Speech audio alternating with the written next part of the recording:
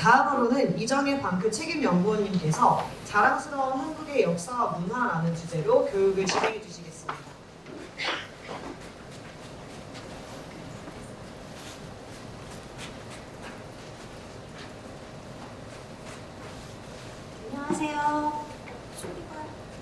안녕하세요. 안녕하세요. 저는 제가 저 맨 뒤에 있었는데 저 맨 뒤에 분들은 얼굴이 잘 안 보이시더라고요. 그래서 제가 전 단상에 올라가서 얘기할게요.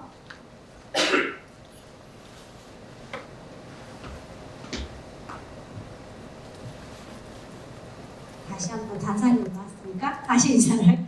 안녕하세요. 여러분들 전보다 훨씬 많은데 소리가 너무 작아요. 다시. 안녕하세요. 안녕하세요. 네, 안녕하세요. 너무 반갑습니다. 제가 여러분들 지원서를 다 심사를 했고 오늘 이 행사를 제가 진행을 했었는데요. 그래서 더 반가운 것 같아요. 제가 이 지원자들 보면서 지원서를 보면서 너무 고민이 많았거든요. 너무너무 다 잘 쓰셔서 그래서 고민 끝에 정말 잘 쓰신 모든 분들에게 기회를 주자라고 해서 여러분들 이렇게 이 자리에 계신 거고요. 저는 방크에서 한국을 알리는 자료를 만들고 있어요. 그래서 제가 처음부터 한국의 역사, 문화에 관심이 있었던 사람이 아니고 자료를 만들다 보니 관심이 생기고 와 멋진데? 라는 생각까지 하게 됐어요. 그래서 그 이야기를 여러분과 잠깐 해볼 거고요. 여러분들 나중에 미션 설명해 드릴 건데 거기 보시면 여러분들이 하실 활동이 저와 같은, 방크와 같은 활동을 하시게 될 거예요. 그래서 여러분들 미션에 도움이 되는 강의니까 잘 들어주셨으면 좋겠어요. 자, 이제 할까요? 어디를 눌러야 될까요? 넥스트. 됐어요. 제가 처음 하기 전에 여러분들에게 드리고 싶은 말씀은 저희 여러분 혹시 사전 미션으로 보내드린 그 내용 다 보셨죠? 다 받으셨죠? 네. 거기 첫 번째가 뭐였어요? 외국인 친구 사귀기였어요. 여러분 여기 계신 분 중에 나는 외국인 친구가 있다라고 하시는 분들 손 한번 들어볼까요? 오, 네. 반 이상은 있으신 것 같아요. 그 나머지 반은 아직 외국인 친구가 없는 거잖아요. 그죠? 그러면 꼭 외국 친구를 사귀어 주셔야 돼요. 왜냐면 여러분들 한국을 알리는 활동을 하는데 누구한테 알려요? 우리가 허공에 알리는 거 아니고요. 그쵸? 우리 외국 친구한테 알리는 거거든요. 그래서 외국 친구 사귀는 게 제일 큰 사실은 미션이에요. 그래서 그리고 이후로 이거 한 달 정도 활동 끝난 다음에 여러분 계속 활동을 이어가고 싶으시잖아요. 그러려면 외국 친구가 있어야 돼요. 그래서 여러분들이 지금 오늘 하실 이 청년공부 외교대사 12개 활동 중에서 제일 중요한 것도 외국인 친구 사귀기고 이후에 하실 한국 홍보 활동을 이어가는데 제일 중요한 것도 외국 친구 사귀는 거예요. 그러니까 여러분들 꼭 사귀어주시면 좋겠고요. 제가 그 사이트를 하나 소개해드렸어요. 방크에서도 외국인 친구들이 모여있는 사이트가 있거든요. 친구.peerkorea.com이라는 그 주소를 가지고 있고 거기에 가시면 여러분들 전 세계에서 온 외국 친구들이 있으니까 거기서 친구를 골라서 한번 사귀어 보시면 좋겠어요. 그리고 어플이 정말 다양하게 있더라고요. 언어 교환도 있고 펜팔 앱도 있고 그러니까 그 중에서 또 여러분들 다 우리가 이제 분별할 수 있잖아요. 어떤 앱이 좋다, 안 좋다 분별할 수 있죠. 이 사람 좀 이상한데 쎄한데 이런 느낌 나잖아요. 잘 걸러서 좋은 친구로 나랑 관심이 맞고 취미가 맞는 그런 친구로 사귀어 주셨으면 좋겠어요. 저는 한 3가지 정도를 얘기할 건데요. 첫 번째는 한국 역사를 얘기할 거예요. 그 다음에 한국 문화, 그 다음에 이제 이런 역사 문화를 알리는데 방크만의 조금의 비법이 있겠죠. 그 소개를 할 예정이에요. 그럼 먼저 한국의 역사 얘기를 할 건데요. 우리 큰 글자로 있는 거 한번 같이 읽어볼까요? 5,000년 한국의 역사. 예. 제가 왜 이걸 첫 번째로 담았냐면 여러분들에게 얘기하고 싶었냐면요. 혹시 여러분 친구한테 한국 역사에 대해서 얘기해 본 적 있어요? 한국 역사 잘 알고 있던가요? 대부분의 세계인들이 한국 역사를 잘 몰라요. 그거는 아주 외국 친구들이 보는 교과서를 보면 단박에 알 수 있는 것이 한국 역사가 잘 소개되고 있지 않습니다. 그리고 소개되더라도 뭐가 제일 많이 소개가 될까요? 6.25 전쟁. 그리고 그 이후에 이루어졌던 우리 경제 발전이나 민주화에 대해서 소개를 하고 있어요. 그러니까 6.25 전쟁 이전의 역사에 대해서 사실 잘 모르고 조금 더 아는 친구들은 요즘에 뭐 한류가 유행이라고 하니 그런 드라마 같은 데서 조선왕조 정도까지는 알 수 있을 것 같아요. 근데 그 이후에 한국이 5,000년이라는 역사를 가지고 있다는 걸 사실 잘 모르는 친구들이 많은 것 같아요. 그래서 20세기에 세워진 신생국이 아니야? 라는 질문을 하는 친구들도 있고요. 그래서 한국의 5,000년 역사를 알리는 그런 활동을 해보시면 좋을 것 같다는 생각이 들어요. 단장님께서 소개해 주셨는데 이건 한국의 역사를 알리는 한국 지도예요. 좌측에 여러분이 보시는데 좌측 맞죠? 좌측에 보시면 고조선부터 고구려 백제 신라에서 마지막 지금의 대한민국까지 소개를 하고 있어요. 여러분 고조선에 무엇을 알리고 싶으세요? 고조선 뭘 알리고 싶으세요? 방크는 홍익인간 이념을 소개했어요. 2333년 그 오랜 그 전에 어떻게 나 말고 다른 타인을 이렇게 한다라는 생각을 할 수 있을까라는 생각이 너무 훌륭한 생각이었다고 생각이 들고요. 그래서 고조선에는 홍익인간 그 소개를 하고 있고요. 마지막에 이제 대한민국에는 무엇을 알리고 있을까요?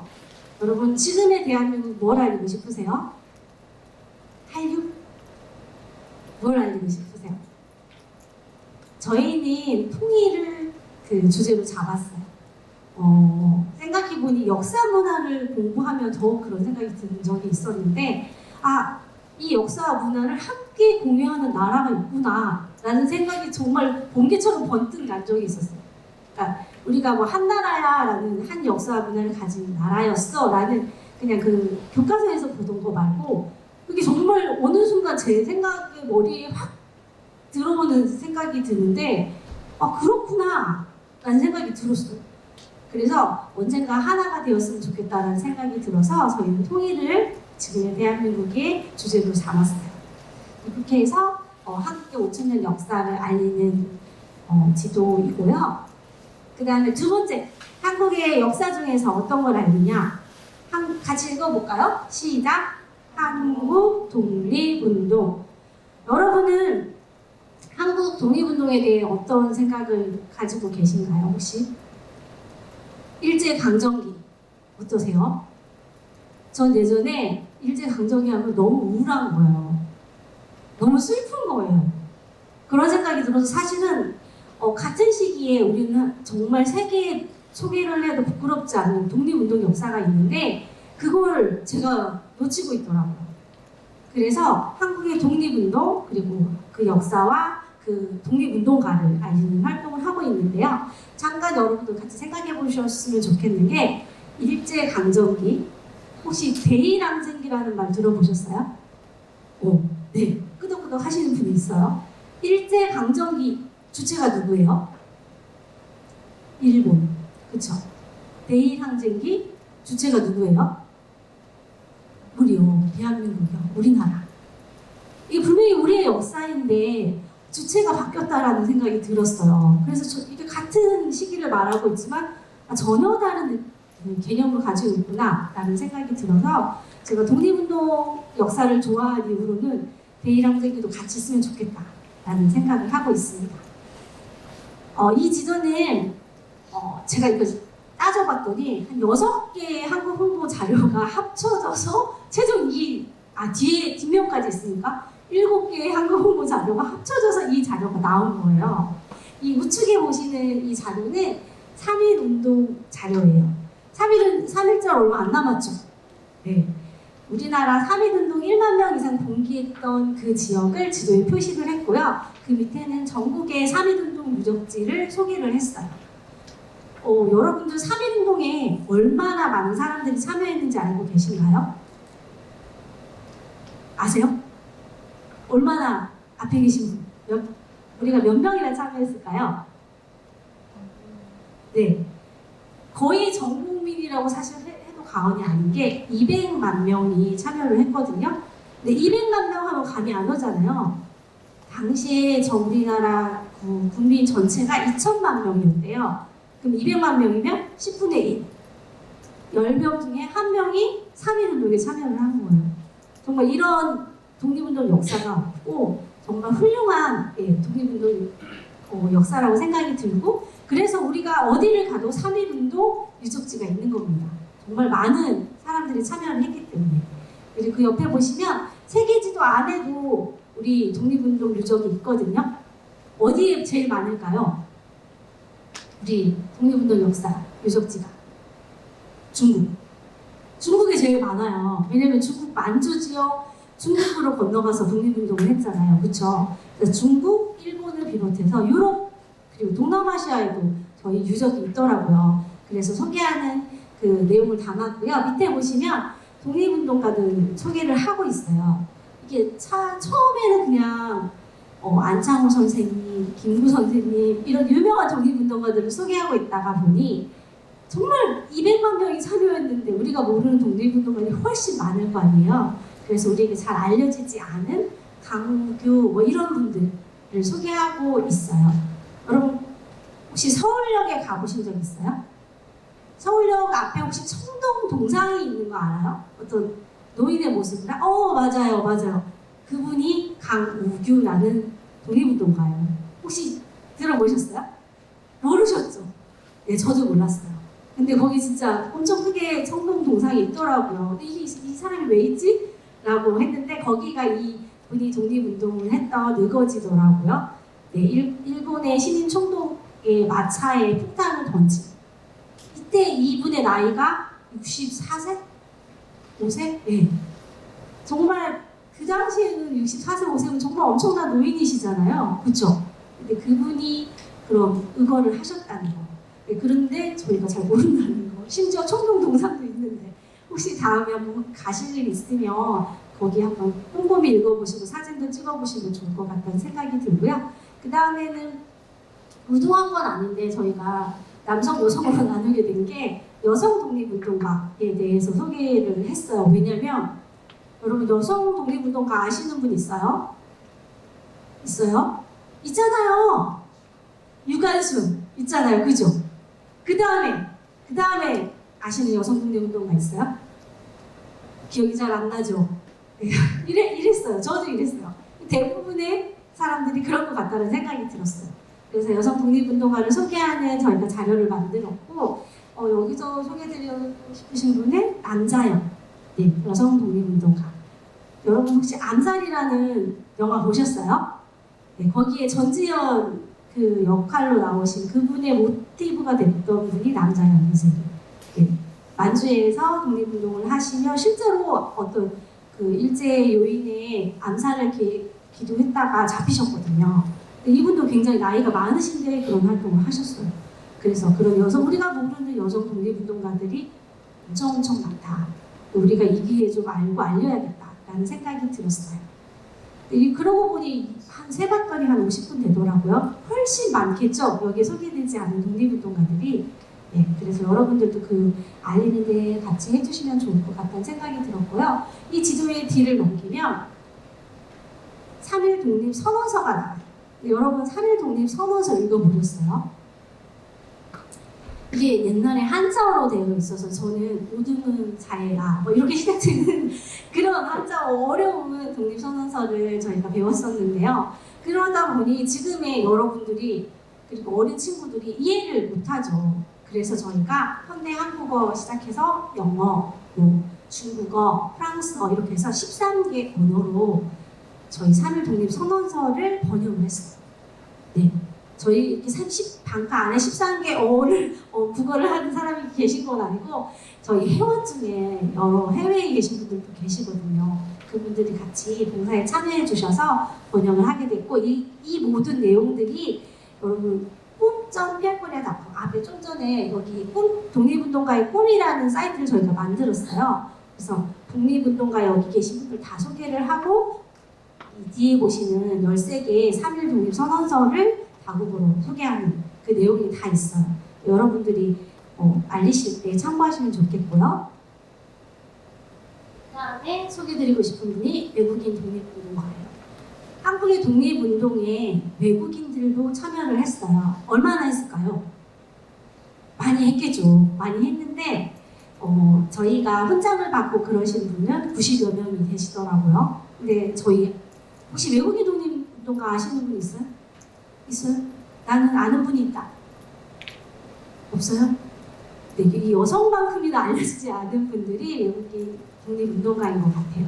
그래서 같이 소개하는 활동을 했으면 좋겠고요. 여기 저는 두 분을 소개해 드릴 건데요. 여러분 여기에 보이는 이 가운데 이 석탑 혹시 아세요?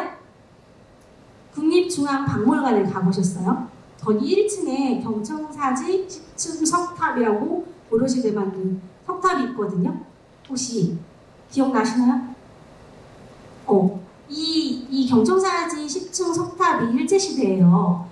일본에 의해서 일본에 반출이 됐었거든요. 근데 이걸 찾아와야 한다. 일본이 불법으로 가져갔다. 이건 한국의 유산이다. 라고 국제사회에 알린 분들이 계세요. 그 두 분이 여기 보시는 헐버트와 옆에 있는 베델이에요. 베델 혹시 들어보셨어요? 대한매일 신복.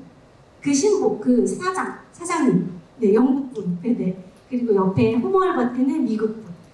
이 두 분이 국제사회에 알리는 여러 기부를 통해서 이런 그 유산이 불법으로 반출됐다라는 소개를 했고요. 결국은 이분들 덕분에 국제사회가 알게 됐고 다시 찾게 됐대요. 근데 이 석탑 그럼 너무 의미 있는 활동을 한 거잖아요. 그쵸? 근데 이 석탑의 소개에도 아주 정말 이름 정도만 소개를 하고 설명이 충분하지가 않아서 우리가 이분들의 활동을 알기에는 많은 부족함이 있는 것 같아요. 그래서 저희가 외국인 독립운동가를 아는 또 알리는 활동도 같이 해주시면 좋을 것 같다는 생각에 소개를 드립니다. 그리고 저희가 이 외국인 독립운동가 10명을 모아서 저희가 카드뉴스를 제작하고 또 책을 만들었는데요.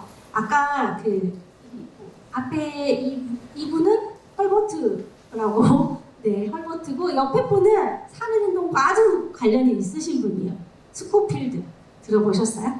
네, 제한리 학살 사건 같은 그런 사건을 국제사회에 알리신 분이고 옆에 분은 일본 여자 옷을 입고 있죠. 기모노를 입고 있죠. 가네코 후미코라고 그 영화 박열 보셨죠? 그 박열의 부인이에요. 우리나라 그 독립운동가로 지금 무덤도 한국에 있거든요. 훈장을 받으셨고 옆에 분도 일본 분이에요. 네, 변호사로 한국의 독립운동가를 많이 번유하셔서 쿠세 다츠지라는 분이에요. 그리고 아까 단장님이 의병사진 보여주셨잖아요. 그 사진 누가 찍었게요? 아까 그 외국인 기자 있었잖아요. 맥킨지.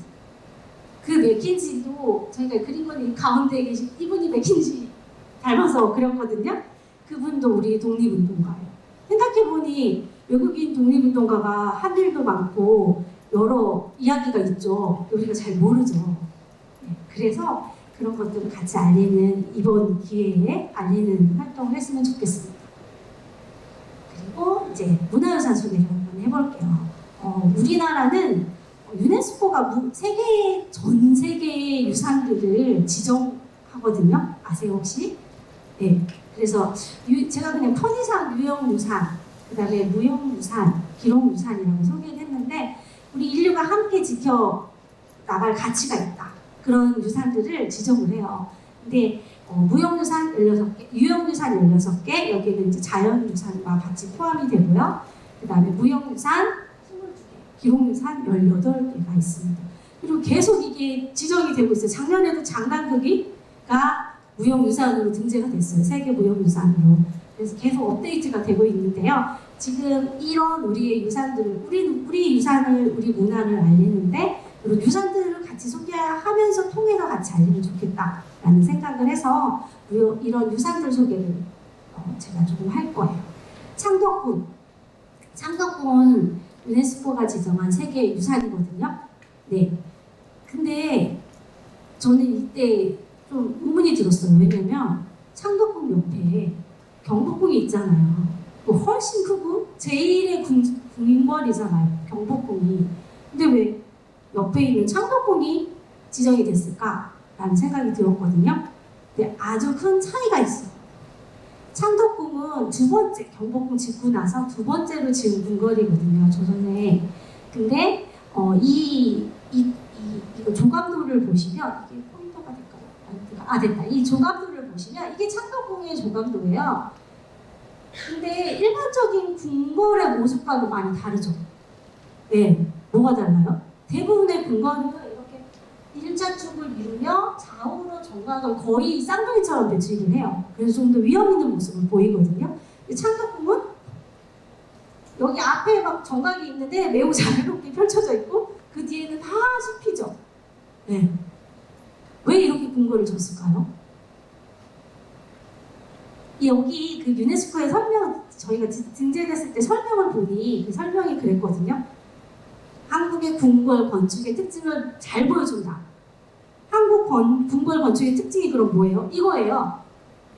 자연과 조화를 이루는 궁궐 건축을 한 거예요.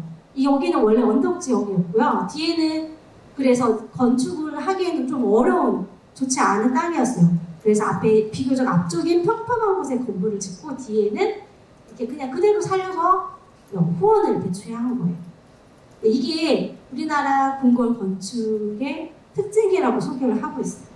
실제로 창덕궁에 가보시면 이걸 정말 몸으로 느낄 수 있어요. 네, 정말 이게 어디 산에 온 것 같은 느낌이 들거든요. 그래서 여러분들이 혹시 창덕궁에 가신다면 그런 이야기를 좀 해보시면 좋겠고요. 제가 이게 제 시계가 없어가지고 제 시간이 도저히 체크가 안 돼서 이렇게 이렇게 유산들이 있다는 거, 그리고 그 안에는 각각 특징이 있어요. 지정될 수밖에 없는 특징. 근데 그게 너무 신기한 것은 뭐냐면 다 우리가 가지고 있는 고유한 특징인 거예요. 내가 옆에 사람이랑 비교했을 때 저는 이정혜거든요. 이정혜를 소개할 때 뭘 소개하겠어요? 제가 가진 고유한 걸 소개할 거 아니에요. 그죠? 그러니까 한국의 문화도 그렇다는 거예요. 그래서 여러분들이 그걸 찾아보는 재미를 느껴보셨으면 좋겠어요. 이런 활동을 기점으로. 그 다음에 이거는 제가 얼마 끝났나요? 시간이? 1분 안에 끝낼게요. 그리고 마지막으로 제가 이제 여러분들이 홍보할 때 조금 주의하셨으면 좋겠다. 이렇게 하면 너무 더 좋을 것 같다라는 게 쌍방향 홍보예요. 아까 창덕궁을 소개했죠. 우리나라에 창덕궁이 있다면 다른 나라에도 궁궐이 있겠죠. 그걸 같이 소개하는 거예요. 예를 들면 저희 같은 경우는 프랑스의 베르사유 궁전을 같이 소개했거든요. 그럼 이걸 프랑스 친구가 보면 어떨까요? 더 와닿겠죠.